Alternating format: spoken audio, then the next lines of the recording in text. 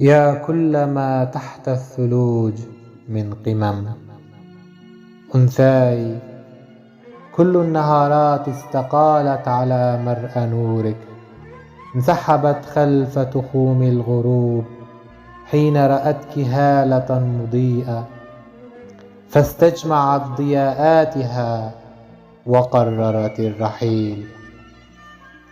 ها هنا أقف على عتبات الصخور، أنتشي ببهي شعاعك وهو يمسك الدنيا كما يمسك مهرج دمية من قطن، ويلهو بما أتيح له من فنون.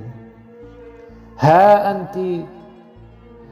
أنت قد غيرت جهة الشمس، فتفتقت شمسان تشرقان في الغروب من عينيك، تنسيان أن تغربا خلسة. غيرت شكل القمر حين توالدا من صدرك قمرين في نهدين يختزنان ضوء الكون، فماذا أفعل خارجهما؟ الكون ظلام. الغابات الكثيفة ابتلعت المدن الكبيرة، والصخب الذي كان ولى. لا أرى إلاك سليلة الحب ترفعين سخط الله على هذه الدنيا ببسمتك. لا أرى إلاك ابنة الله خلقت من نطاف دمعتي.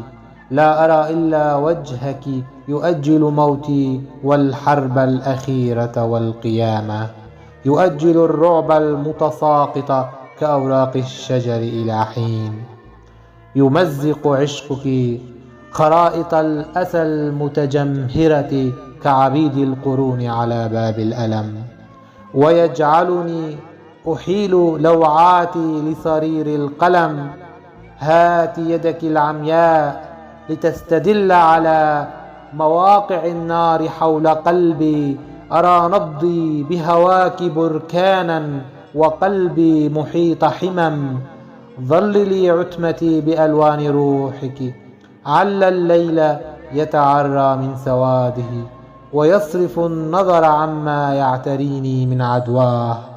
انسكبي مطرا توزعي على كامل شوقي كقطعان فراشات عملاقة خرجت لتوها لترعى من عشب قبلاتنا المؤجلة لما بعد اللقاء.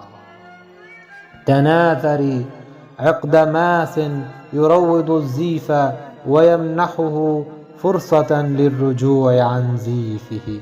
حرر الأشياء من توهانها بي وضياعي بمداها الفسيح. يا كل ما تحت الثلوج من قمم، يا عشقي الموغل في القدم.